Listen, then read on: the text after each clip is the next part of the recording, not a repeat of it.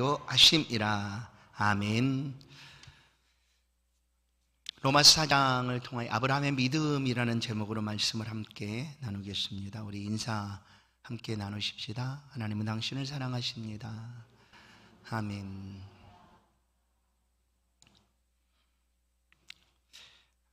우리가 늘 들은 말씀이 아브라함이죠. 로마서의 큰 주제는 오직 의인은 믿음으로 말미암아 살리라라는 겁니다. 믿음으로 의롭게 되는 것을 로마서가 아주 잘 말씀을 해줍니다. 그러니까 우리가 의롭게 된다는 것은 믿음으로 되는 것이다 라는 것을 로마서에선 잘 말씀을 해줍니다. 그럼 왜 바울이 이 로마서를 당시에 로마에 있는 성도들에게 보내고 있을까? 이미 그들도 예수를 믿었는데, 예수를 믿고 로마에서 성도의 삶을 살고 있는데 왜 이 말씀을 또 보내고 있을까? 그것은 그들이 의롭게 되는 것이 믿음으로 말미암아 되었다라는 사실이 분명한데도 그들의 삶에서 의롭게 되는 것에 대해서, 우리가 의롭게 되는 것은 율법의 행위를 따라서 또 선한 행위를 통해서 우리가 의롭게 되는 것이다 라는 그런 생각을 가진 사람들이 많이 있었기 때문이다 라는 거예요. 그러나 이 로마서를 통해서 그들에게 다시 한번 강조해주고 싶은 말씀이, 우리가 의롭게 되는 것은 행위를 통해서, 율법을 통해서가 아니라 오직 믿음을 통해서 의롭게 되는 것이다 라고 말씀을 해줍니다. 그러면서 왜 이 4장에서는 아브라함을 예로 들고 있을까? 아브라함을 예를 들어서 이 말씀을 하고 있습니다. 오늘 우리가 예수를 믿은 것은 우리의 행위로 또 우리의 선한 삶으로 하나님 앞에서 그럴만 하니까 너는 의롭다라고 인정받은 것이 아니고 오직 예수 그리스도를 믿음으로 말미암은 의로움이다 라는 것을, 이 말씀을 우리가 읽을 때 또다시 한번 생각하게 되는 것입니다. 우리의 의롭게 되는 것이 믿음으로 되었다. 그런데 아브라함을 예를 들어서 우리 가운데 오늘 바울 사도는 4장에서 말씀을 하고 있습니다. 이 아브라함이 누구인가? 여러분, 아브라함이 누굽니까? 믿음의 조상으로 우리가 알려져 있고, 믿음하면 제일 먼저 등장하고 있는 사람이 바로 아브라함입니다.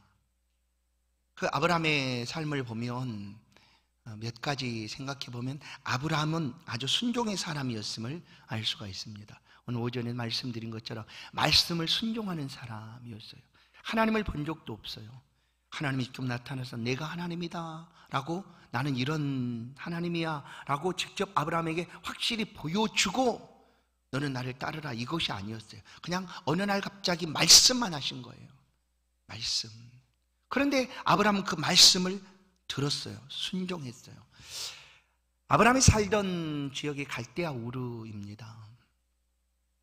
가나안보다 북쪽에 있는, 나중에 이제 갈대아 사람들, 그 문명이 아주 발달을 했던 곳이 바로 이 갈대아 우르입니다. 메소포타미아 문명이 그곳에서 시작을 한 곳이죠. 그런데 이 갈대아 우르에서 가나안으로 온다는 것은 아주 번화한 도시에서 아주 저 시골 깡촌으로 가는 거예요. 그런 상황이에요. 그런데도 아브라함은 그 갈대아 우르를 떠나서 내가 내게 지시한 땅으로 가라, 곧 가나안 땅으로 가게 되는 것이죠. 아주 깡촌 시골로 가는 거예요.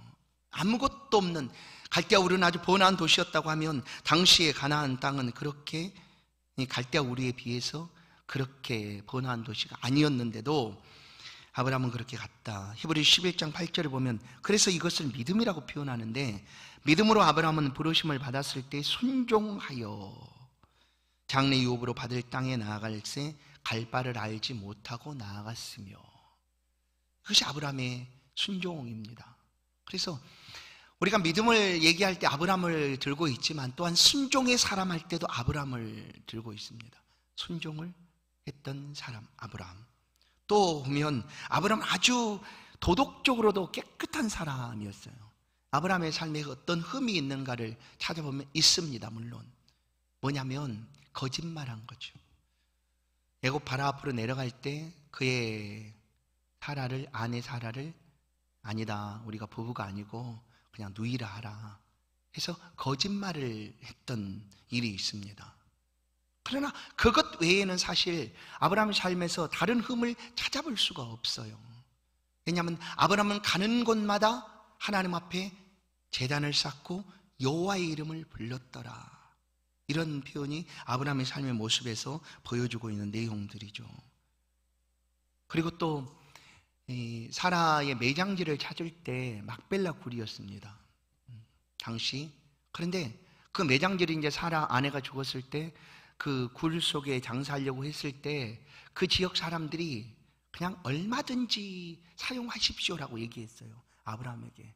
당신은 우리 가운데 있는 아주 위대한 사람입니다. 그러니 얼마든지 마음껏 내 것처럼 이렇게 사용하십시오라고 했다라는 거예요. 그래서 뭐냐면 아브라함이 그 삶을 통하여 그 지역에 살고 있는 사람들에게 그토록 인정을 받을 만큼 뛰어난 사람이었다라는 것을 알 수가 있습니다. 또 아브라함은 축복의 사람이었습니다. 축복의 사람. 하나님께서 내 자손을 하늘의 별처럼 바다의 모래처럼 많게 하리라 하는 이런 축복을 받았던 사람이고, 또 한 가지 아브라함은 하나님으로부터 직접 아브라함 나의 벗이다 라는 그런 이야기까지 들을 만큼 아브라함은 그런 축복의 사람이었습니다. 얼마나 놀랍습니까? 누가 아브라함과 한번 견줘볼 수가 있습니까? 야, 나하고 아브라함하고 견줘서 내가 아브라함을 능히 아브라함보다 뛰어나다라고 말할 수 있는 사람이 혹시 있을까요? 혹시? 아브라함 말씀에 순종했고 또 도덕적으로 깨끗한 사람이었고 인정받을 만한 사람이었고 또 축복받는 그런 사람이었습니다. 이 아브라함의 삶이 얼마나 놀랍고 위대한가. 그런데 사실 이 로마서 4장에서 바울 사도가 아브라함을 예로 든 이유는 아브라함이 이렇게 뛰어나다라는 것을 자랑하고 싶어서 한 말이 아닙니다. 아브라함이 이렇게 뛰어나서 아브라함 믿음의 조상이 되었고 하나님께서 그를 의롭게 하신 거야 라고 말하기 위해서가 아니라는 거예요. 왜냐하면 우리가 사장을 시작할 때 사람이 의롭게 된다는 것은 나의 의, 나의 선한 행동 뭐 이런 것으로 우리가 의롭게 되는 것이 아니기 때문에 오늘 아브라함과 견주어서 아브라함보다 더 뛰어날 수 있는 사람이 있다면 혹시 그 사람이 의롭게 되는 것인가? 라는 것을 얘기하기 위해서 아브라함을 얘기하는 것이 아니다는 거예요. 이런 뛰어난 아브라함을 얘기하고 있는 이유는 이런 아브라함도 자기가 가진 이런 뭐예요? 뛰어난 타이틀이죠. 모든 사람과 견주어서 전혀 뒤지지 않을 만큼 뛰어난 그런 그 배경 또 가진 이력 이런 것들 때문에 아브라함이 의롭게 된 것이 아니다라는 것을 바울이 전해주고 싶은 거예요. 그게 뭐예요? 이런 아브라함도 자기 행위로는 절대로 의롭게 될 수가 없다라는 것을 말해주고 싶은 거예요. 아브라함 믿음의 조상인데 우리가 알고 있는 믿음의 조상인데 이런 아브라함조차도 이런 뛰어난 이력이나 자기가 가진 그런 것들을 통해서 하나님 앞에 의롭다라고 인정을 받은 것이 아니었다라는 것을 바울은 말해주고 싶은 것입니다. 여러분, 아브라함의 이런 뛰어난 모습들이 있는데 이런 아브라함도 자기의 의로, 자기의 행위로 의롭다함을 받지 못했다고 한다면 누가 하나님 앞에서 의롭다라고 함을 받겠습니까? 그 얘기를 지금 하는 거죠. 그러면 절망하지 않겠어요? 아, 우리는 아브라함보다 못한데 우리가 어떻게 의롭다함을 받을 수가 있을까? 절망할 수밖에 없어요. 그런데 이 바울은 이 아브라함을 예로 들어서 아브라함이 의롭다함을 받은 것은 그의 행위로 받은 것이 아니다 라는 것을 지금 강하게 말해주고 싶은 거예요. 그래서 누군가가 이렇게 말할 수 있어요. 아, 그래도 아브라함은 율법을 잘 킨 사람 아닙니까? 하나님 보실 때 그렇게 율법적으로도 완벽하고 의롭고 선한 사람이어서 하나님이 그를 의롭게 여긴 것이 아닙니까? 라고 얘기할 수가 있어요. 그러나 보십시오. 율법이 언제 왔습니까? 아브라함 때에는 율법이 없었어요. 아브라함보다 한참 뒤에 사람인 모세죠. 모세. 아브라함의 손자인 야곱이 애굽으로 그의 가족들 70인을 데리고 내려갔을 때부터 시작해서 약 430년 혹 480년 뒤에 나타난 인물이 모세입니다.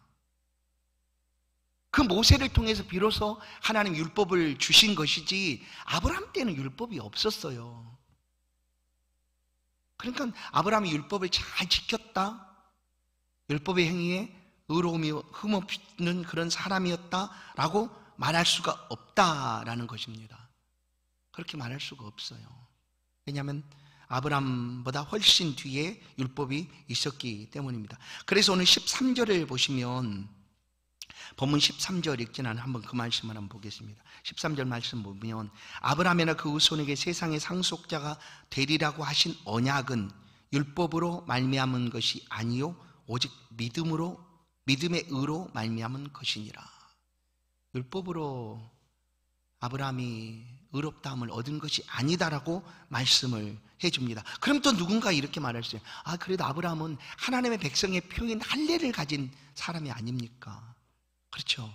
하나님이 아브라함 때에 그 할례 언약을 하나님께서 말씀을 해 주셨습니다. 할례 언약을 얘기했어요.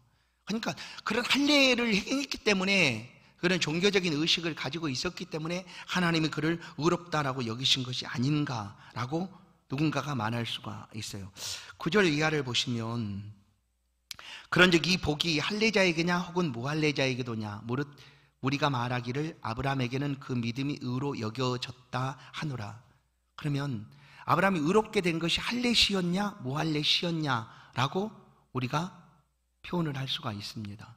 근데 창세기를 보면 아브라함이 할례를 받은 할례의 언약은 몇 장에 등장을 하는가 하면 창세기 17장입니다. 17장.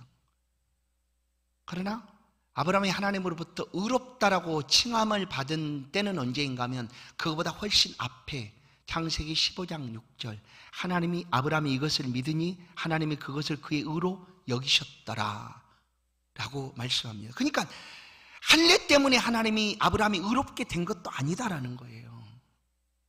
할례 받았기 때문에 의롭게 된 것이 아니다. 그런데 이 시대에 그 유대인들, 특별히 이제 유대인들의 자부심이 여기에 있었죠. 그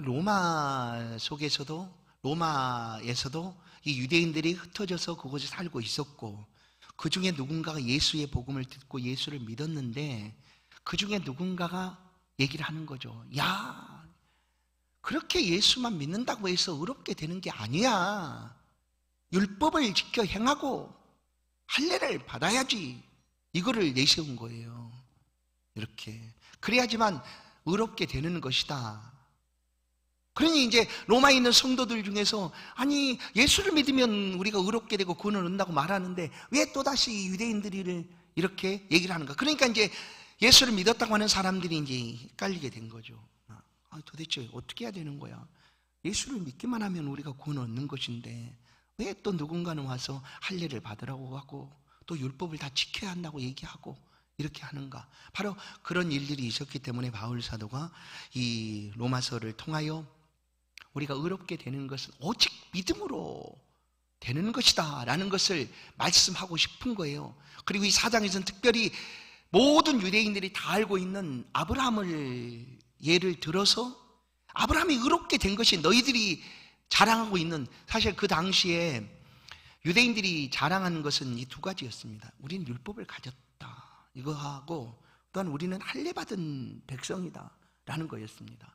그러나 이것이 결코 자랑거리가 될 수 없는 이유는 그것 때문에 유대인들이 의롭게 되는 것이 아니었기 때문입니다. 그런데도 그것을 단순히 가지고 있다는 것 때문에 그냥 우리는 의롭게 된다라고 그들이 여겼다라는 것이죠. 지금 바울 사도는 9절 10절 말씀, 이 말씀을 통하여 다시 한번 10절을 보시면, 그런즉 그것이 어떻게 여겨졌느냐, 할례시냐 무할례시냐, 할례시가 아니요 무할례시니라. 아브라함이 의롭게 된 것은 할례를 받은 후입니까? 그 전입니까?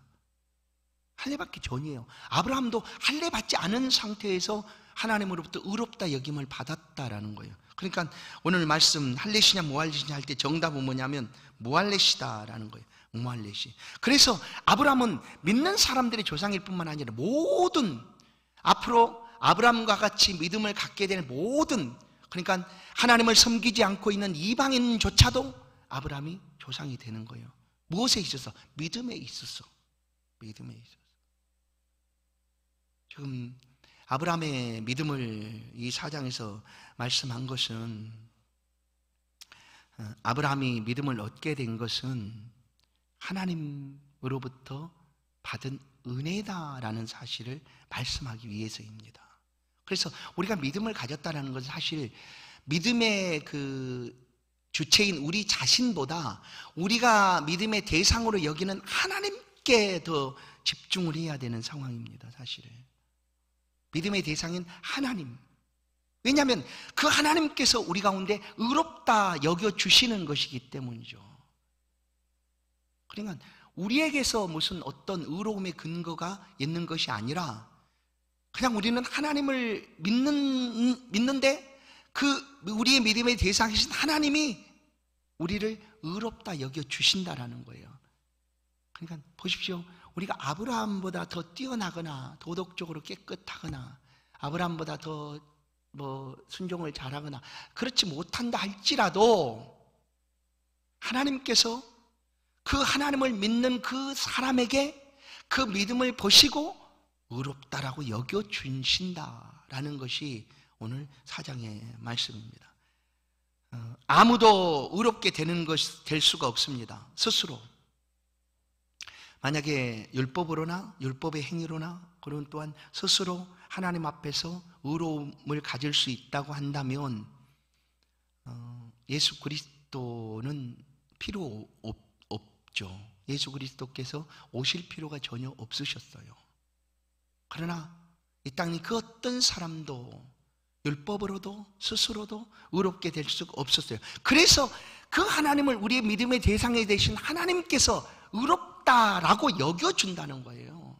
우리를 너 의롭다 하고 우리에게 어떤 원인이 있는 게 아니라 하나님이 불쌍히 여기시고 긍휼히 여기시고 자비와 은혜를 베푸셔서 너 의롭다라고 하나님이 여겨주신다.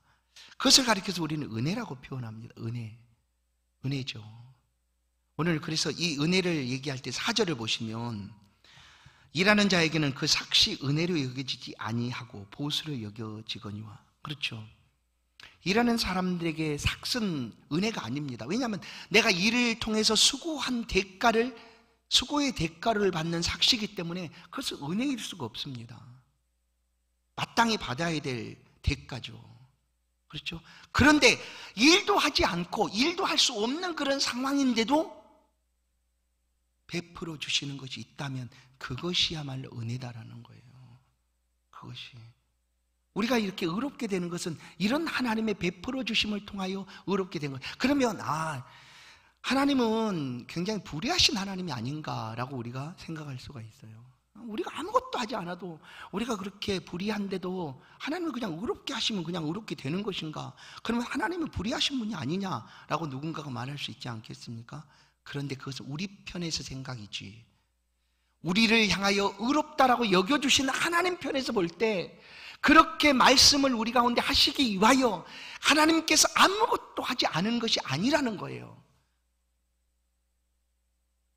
하나님께서 우리 가운데 너 의롭다라고 말하기 위해서 그냥 하나님이 그냥 마음 편하게 그냥 우리가 죄를 짓고 아무것도 할 수 없는 그런 존재일지라도 하나님은 의롭다 해서 그냥 다 이렇게 의롭게 하신 것이 아니라 하나님은 그렇게 우리에게 말씀하시기 위하여 우리를 건져내시기 위하여 하나님께서 하신 일이 있어요. 그게 뭡니까? 그게 바로 예수 그리스도를 십자가에 죽이시는 일입니다. 우리를 의롭다라고 여겨주시기 위하여 하나님께서 대가를 이처럼 지불을 하셨다라는 거예요. 그러니 우리를 의롭다고 말씀하신 하나님 앞에 하나님 불의하신 분 아니에요. 저 사람 저렇게 악한데 무슨 하나님이라고 마음대로 그 사람 의롭다라고 말하는 게 옳습니까? 라고 말할 수도 있지만 결코 그렇지 않다는 거예요. 하나님은 그렇게 하시기 위하여 하나님께서 이 엄청난 대가를 지불하셨기 때문입니다. 그 값을 가지고 우리를 의롭다라고 말씀해 주신다. 그래서 이제 이것이 그래서 은혜인 거예요. 보세요. 우리는 아무것도 한 게 없어요. 어떻게 무엇에 대해서, 특별히 구원에 대해서. 성도 여러분, 여러분이 구원을 얻기 위해서 하신 것이 무엇이 있는지 한번 생각해 보십시오. 없습니다. 없어요. 아무것도 없어요. 그래서 은혜라라고 얘기하는 거예요. 그것이 은혜다. 일하지 않고도 아무것도 하지 않았는데도 하나님께서 인정해 주는 것이죠. 그래서 보세요. 6절을 보시면 일하는 것이 없이 하나님께 의로 여기심을 받는 사람은 복에 대하여 다윗이 말한 바 불법이 사함을 받고 죄가 가리워짐을 받은 사람들은 복이 있고 주께서 그 죄를 인정하지 아니하실 사람은 복이 있도다. 여러분, 내가 어떤 행위를 가져서 그것을 보시고 하나님이 우리를 의롭다 하신 것이 아니고 하나님께서 우리를 의롭다고 하시기 위하여 하나님이 지불하신 대가가 있고 그 대가를 인하여 우리를 의롭다라고 불러주신다는 거예요. 그래서 나는 내 입장에서는 아무것도 한 것이 없어요. 그래서 은혜라고밖에 표현할 수가 없다는 거예요. 만약에 이 구원을 얻는 것이 내가 무슨 일을 통해서 나의 나의 의로움, 구원받을 만한 그런 무슨 특별한 능력들이 우리 가운데 있어서 이것을 구원을 얻는 것이라면 결코 은혜일 수가 없죠. 4절에 말한 것처럼 그것은 은혜가 아니고 뭐예요? 우리가 수고한 값이에요. 그러나 성경은 그렇게 말하지 않아요. 은혜다라고 얘기하죠. 은혜다. 하나님께서 우리 가운데 베풀어 주신 은혜입니다. 갈라디아서 3장 8절 9절 말씀을 한번 보겠습니다. 갈라디아서 3장 같이 한번 읽겠습니다. 시작. 또 하나님이 이방을 믿음으로 말미암아 의로 정하실 것을 성경이 미리 알고 먼저 아브라함에게 복음을 전하되 모든 이방이 너로 말미암아 복을 받으리라 하였느니라. 그러므로 믿음으로 말미암은 자는 믿음이 있는 아브라함과 함께 복을 받느니라. 아멘. 아브라함이 의롭게 된 것은 그의 행위가 아니고 믿음 때문이었다라는 것. 그러면 아브라함이 가진 믿음이 어떤 믿음이었는가? 정확하게 확실하진 않지만 하나님께서 예수 그리스도 아들을 보내서 그 죄 가운데 있는 그 사람들을 구원해 내실 것이다라는 그런 믿음입니다. 사실 그 믿음이 예수께서 오심으로 우리에게 들려진 복음이지만 이미 아브라함도 그 시대에 하나님께서 이렇게 의롭다 하심을 이루시기 위하여 그 메시아, 아들을 메시아를 보내시고 그 죄를 대속하기 위하여 십자가에 못 박히실 것이다 라는 것을 아브라함이 믿었다라는 거예요. 그것을 믿은 거예요. 하나님이 의롭다 하시기 위하여 하나님께서 행하실 그 일들을 아브라함이 믿었다.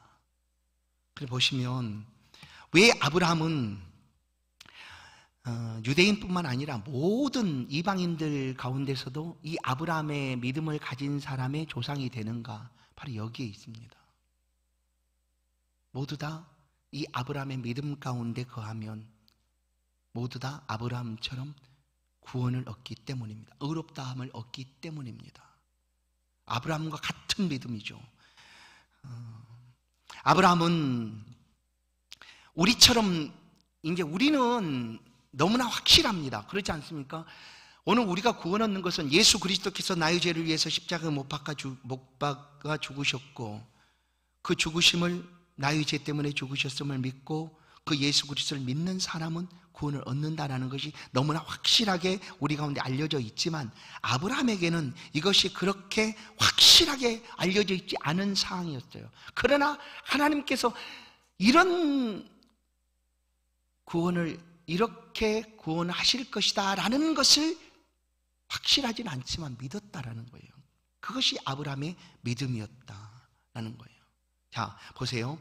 그것을 어떻게 우리가 알 수가 있는가 하면 요한복음 8장 56절 58절을 보면 예수님께서 이것을 그렇게 말씀을 해줍니다. 같이 한번 읽어보시겠습니다. 같이 읽습니다. 시작. 너희 조상 아브라함은 나의 때 볼 것을 즐거워하다가 보고 기뻐하였느니라. 유대인들이 이르되 내가 아직 50세도 못 되었는데 아브라함을 보았느냐? 예수께서 이르시되 진실로 진실로 너희에게 이르노니 아브라함이 나기 전부터 내가 있느니라 하시니. 아멘. 자, 지금 아브라함의 때에 예수께서 계셨다라는 것이고, 그때 예수께서 계셨고, 아브라함이 이 믿음을 가지고 있을 그때 예수께서 그 아브라함의 믿음에 대해서 말해주는 거예요. 아브라함이 나의 때 볼 것을 즐거워하다가 보고 기뻐하였느니라. 이거예요. 아브라함 믿음이라는 것이 뭐냐면, 아브라함이 나의 때 볼 것을 즐거워하다가 보고 기뻐하였느니라. 그때는 이미 아직 그리스도 예수께서 임하시기 전이잖아요. 십자가도 지시기 전이잖아요. 그런데 아브라함의 믿음은 뭐냐면 이것을 믿었다라는 거예요.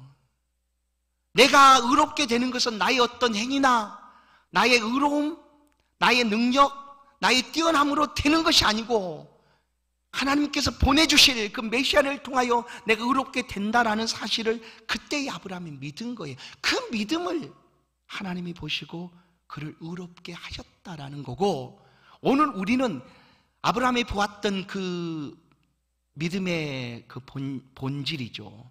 예수 그리스도께 십자가를 지시고 우리를 대신해서 죽으셨다라는 그것을 확실히 보고 있는 사람들입니다.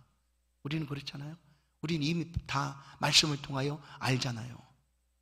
근데 그때에 예수께서 아브라함과 함께 있었고 아브라함이 가졌던 그 믿음을 예수께서 오늘 요한복음 8장에서 말씀을 해주는 거예요. 그러니 이제 유대인들이 기가 막히는, 아니 예수께서 50살도 안 됐는데 예수님은 30살부터 사역을 시작하셨으니까, 공생애를 시작하셨으니까 많아야지 33살 됐겠죠. 근데 유대인들이 기가 막힌 거예요. 아니 감히 어디서 아브라함을 거론하느냐, 겨우 50세도 안 됐으면서 이렇게 나온 거예요. 유대인들이 내가 아직 50세도 못 되었는데 아브라함을 보았느냐? 예수께서 진실로 이르시되 진실로 너희에게 이르노니 아브라함이 나기 전부터 내가 있었느니라. 예수님은 하나님이셨습니다.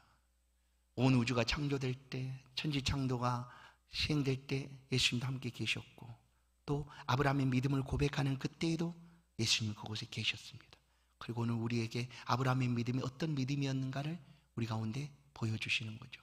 그래서 이 아브라함의 믿음 안에 있는 모든 사람들은 아브라함이 의롭게 된 것처럼 다 의롭게 된다는 것이 이 로마서의 말씀이에요. 그리고 특별히 4장에서 난 설왕설래하고 그래 예수를 믿는 것으로 의롭게 되는 것이 아니라 그래 뭔가 우리가 행위를 가져야 되는 거 아니냐, 어떤 선한 행위가 있든지 아니면 우리 가운데 있는 율법을 잘 지켜 행하든지 그래야지 우리가 의롭게 되는 것이 아니냐라고 말하고 있는 그들을 향하여 아브라함의 믿음을 보여주고, 오늘 그 믿음이 우리 안에 있다, 우리가 믿는 믿음이 아브라함의 믿는 믿음과 동일하다라는 것을 말씀하고 싶은 거예요.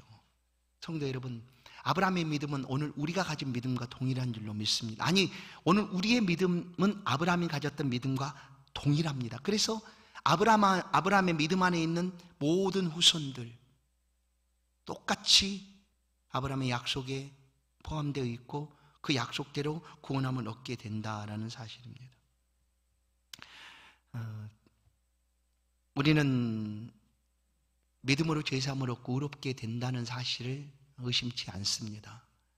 우리가 하나님 앞에 나아가는 것, 우리의 이 연약함을 가지고 하나님 앞에 나아가면 하나님께서는 우리를 마다하지 아니하시고 그렇게 구원으로 인도해 주십니다.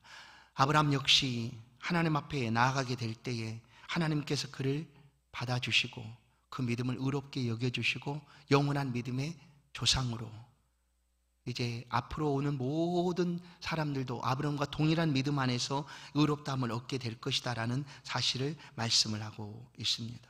성도 여러분, 오늘 우리의 믿음 역시 아브라함이 가졌던 믿음인 것을 분명히 확신하시고 이 믿음으로 주를 바라보시고 거리낌 없이 주 앞으로 나오십시오.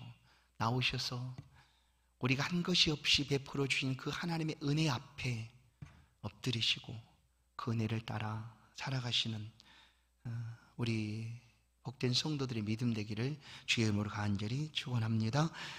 하나님 아버지 감사합니다. 오늘 우리에게도 이와 같은 믿음, 아브라함이 가졌던 그 동일한 믿음을 베풀어 주시고 그 믿음으로 주를 바라보게 하시고 이 모습 이대로 나 받아 주옵소서, 날 위해 돌아가신 주 날 받아 주옵소서라고 고백하며 살아가는 성도들의 삶에 함께하여 주사 주와 함께한 평안과 기쁨이 삶에 가득하게 하시고 이 믿음이 흔들림 없이 하나님 앞에 끝까지 고백하며 나아가는 그런 복된 믿음이 될 수 있도록 인도하여 주옵소서. 이 한 주간도 주의 성령께서 성도의 모든 삶의 행위들 또한 지켜주시고 보호하여 주옵소서. 예수 그리스도의 이름으로